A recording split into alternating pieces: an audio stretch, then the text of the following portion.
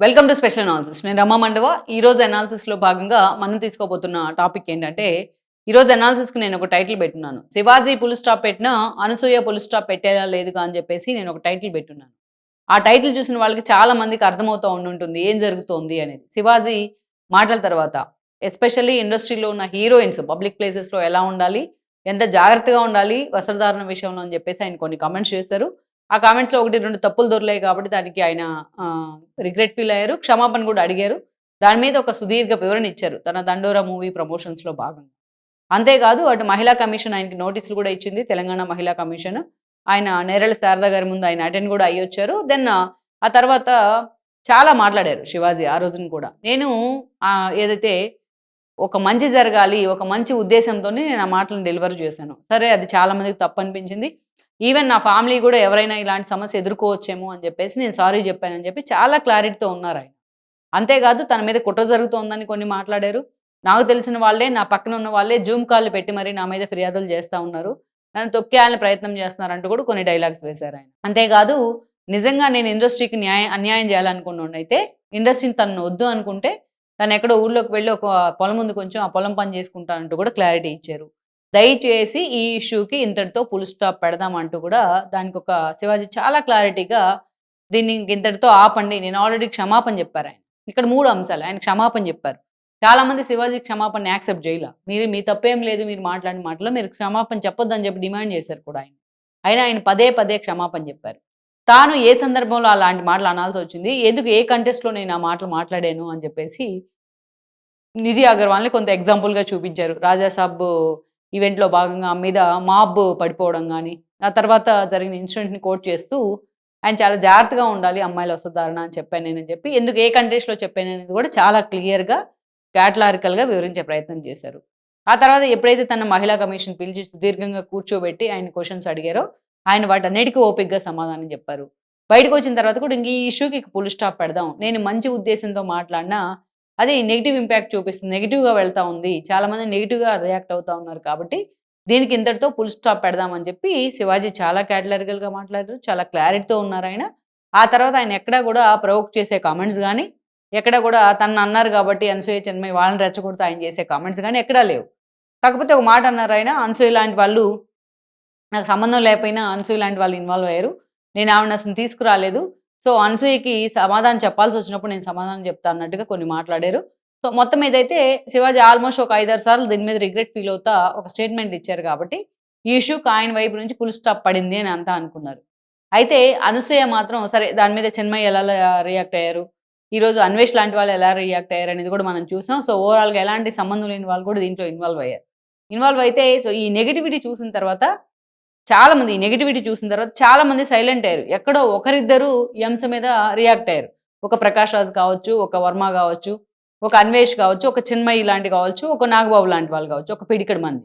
అయితే వాళ్ళందరూ కూడా ఈ ఇష్యూ మీద సైలెంట్ అయ్యారు. ఈరోజు చూస్తే తన మీద వస్తున్న నెగటివిటీని తట్టుకోలేక 'చిన్మయి' క్వైట్ సైలెంట్ అయిపోయింది ఈ ఇష్యూ మీద. అదేవిధంగా చూస్తే తన తన ఫాలోవర్స్ మొత్తం ఒక దెబ్బకు పడిపోతునేటప్పటికి ఈరోజు 'అన్వేష్' లాంటి వాడే వచ్చి శివాజీకి సారీ చెప్పారు. నన్ను దయచేసి క్షమించండి అని చెప్పేసి ఆయన ఓపెన్ స్టేట్మెంట్లు ఇస్తా ఉన్నారు. నిమిషానికి ఒక వీడియో చేసి వదులుతా ఉన్నాడు.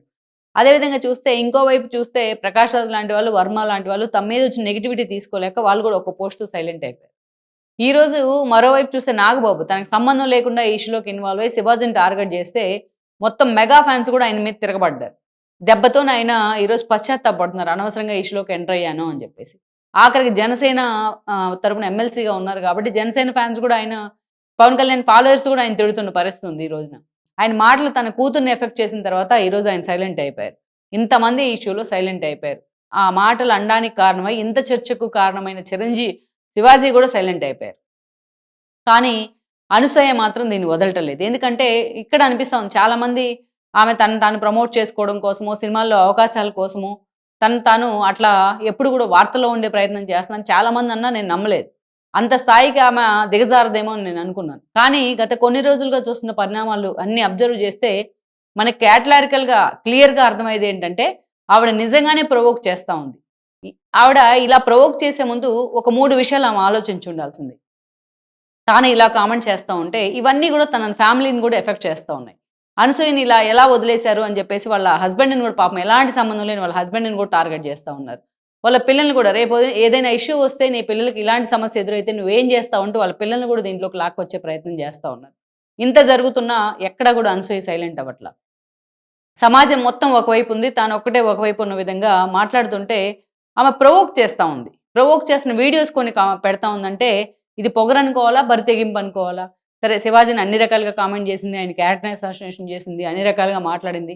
ఆయన సారీ చెప్పిన తర్వాత కూడా నువ్వు ఒరిజినల్గా నీ మనసులోంచి రాలేదు సారీ అని చెప్పి కూడా చాలా అవమానించింది. మనసులో నుంచి ఒకటను బయట నుంచి ఒకటి వస్తుంది ఆ సారీ. సరే, అది కూడా అయిపోయింది. అది అయిపోయిన తర్వాత మళ్ళీ మరుసటి రోజే ఆమె మీద నెగిటివిటీ పెరుగుతున్నా సరే ఆమె స్విమ్ సూట్లో ఉన్న ఒక రీల్ పోస్ట్ చేశారు. పాత రీల్ పోస్ట్ చేస్తూ ఇంకా జనాలను ప్రొవోక్ చేసే ప్రయత్నం చేసింది. ఒకవైపు ఇంత చర్చ నడుస్తూ ఉంటే మీరందరినీ నేను పట్టించుకోను, మీరేం పీక్కుంటారు పీక్కోండి అన్నట్టుగా ఒక పోస్ట్ రిలీజ్ చేసింది, ఒక వీడియో, చిన్న వీడియో. అది అయిపోయింది. ఈరోజు అంతటితో ఆకుండా అన్వేష్ లాంటి వాళ్ళు ఒక పోస్ట్ పెడితే ఎంత దారుణం, ఆఖరికి అనసూయని కూడా అవమానించేలాగే ఉంది. అది ఒక మహిళల్ని అవమానించేలాగా ఉంది అతను చేసిన దిక్కుమాలిన దరిద్రపు కొట్టు వీడియో. నువ్వేదన్నా అనుకున్నప్పుడు నువ్వేది కావాలంటే అది చేసేసేయి అని చెప్పి అతన్ని సపోర్ట్ చేస్తున్నట్టు మళ్ళీ ఇంకో పోస్ట్ పెట్టింది. అంతటితో ఆగట్లేదు ఆవిడ, మళ్ళీ ఇంకో పోస్ట్ పెట్టే ప్రయత్నం చేసింది. ఇదైతే దాన్ని నా వెంట ఎందుకు పడుతున్నారా బాబు అంటూ కూడా గతంలో కొన్ని వీడియోల గురించి తను నటించిన చెప్పిన డైలాగ్స్ గురించి ఒకరు పోస్ట్ చేస్తే ఒక ఫ్యాన్ దాన్ని రీపోస్ట్ చేస్తూ కూడా నా మీద ఎందుకు పడుతున్నారు అని చెప్పేసి సమాజం మొత్తాన్ని కూడా ఈరోజు ప్రొవోక్ చేస్తున్నట్టు ఆవిడ మాట్లాడుతూ ఉంది.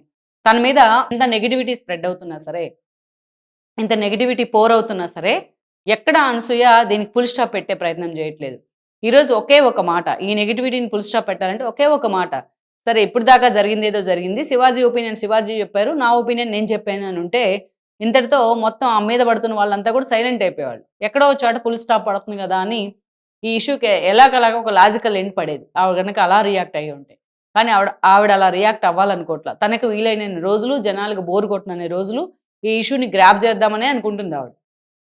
ఆవిడ యాటిట్యూడ్ కానీ, ఆవిడ పెట్టే పోస్టులు కానీ, ఆవిడ పెట్టే వీడియోస్ కానీ మనం చూస్తే మనకు అదే అర్థమవుతా ఉంది ఎంత దారుణంగా ఆవిడ బిహేవ్ చేస్తుంది అనేది. ఎంతమందిని ప్రొవోక్ చేస్తాం, ఎంతమంది సమాజాన్ని ఈరోజు ఆమె రెచ్చగొట్టే ప్రయత్నం చేస్తుంది తన కామెంట్స్తోని, తన చర్యలతోని. దీనికి ఎక్కడ ఒక లాజికల్ ఎండ్ అవ్వకపోతే తనకి ఇదంతా కలిసి తనకి ఎక్కడో చోట రివర్స్ అవుతుంది కదా. ఇంత తను తప్పు మీద తప్పు, తప్పు మీద తప్పు చేసుకుంటూ వెళ్తుంటే ఇది కలియుగం అంటాం మనం, ఎప్పుడు తప్పు అప్పుడే తీర్చేసుకుంటారు. సో ఎప్పుడు మనం చేసిన పాపాలన్నీ శాపాలే ఎదురు తిరుగుతూ ఉంటాయి. దీనికి ఇంతమంది ఫుల్ స్టాప్ పెడుతున్నా, ఇంతమంది ఎక్కడో చోట దానికి ఒక లాజికల్ ఎండ్ ఇస్తున్నా అనసూయ మాత్రం దీన్ని ఎక్కడా కూడా తనకు తగ్గే ప్రసక్తే లేదు. తను తగ్గను అన్నట్టుగా బిహేవ్ చేస్తూ ఉన్నారు. ఇది కరెక్ట్ కాదు. ఇది నిజంగా పొగరు, బరితింపు అనే వర్డ్స్ కూడా దాటిన స్టేజ్కి వెళ్ళిపోయింది. ఈరోజు నిజంగానే ఆమె ప్రచారం కోసమో, తన సినిమా అవకాశాలు తగ్గిపోతున్నాయి కాబట్టి తను ఎప్పుడు లైమ్ లైట్లో ఉండటం కోసమో ఇలా చేస్తున్నట్టే అనిపిస్తుంది. కానీ నిజంగా వైబిలిటీగా ఒక లైన్లో ఆమె వెళ్తున్నట్టు, ఒక లాజికల్ ఎండ్తో ఆమె వెళ్తున్నట్టు అయితే లేదు. సో అందుకే నేను పెట్టాను టైటిల్, శివాజీ ఫుల్ స్టాప్ పెట్టినా ఈవిడ మాత్రం ఇప్పట్లో ఫుల్ స్టాప్ పెట్టేలా లేదు. న్యూ ఇయర్లు పోయినాయి, క్రిస్మస్లు పోయినాయి, సంక్రాంతి కూడా ఇలాగే పోయేటట్టుంది ఈ ఇష్యూలో. సో మొత్తానికైతే ఇప్పటికైనా అనసూయ లాంటి వాళ్ళు అసలు ఈ వారం రోజులుగా ఏం జరిగింది, తన బిహేవియర్ ఎలా ఉంది దీంట్లో అనేది ఒక్కసారి వెనక్కి తిరిగి క్రాస్ చెక్ చేసుకుని తన వీడియోలకి, పోస్టులకి వస్తున్న కామెంట్స్ ఒకసారి చెక్ చేసుకుంటే తప్పకుండా రిగ్రెట్ అవుతుంది.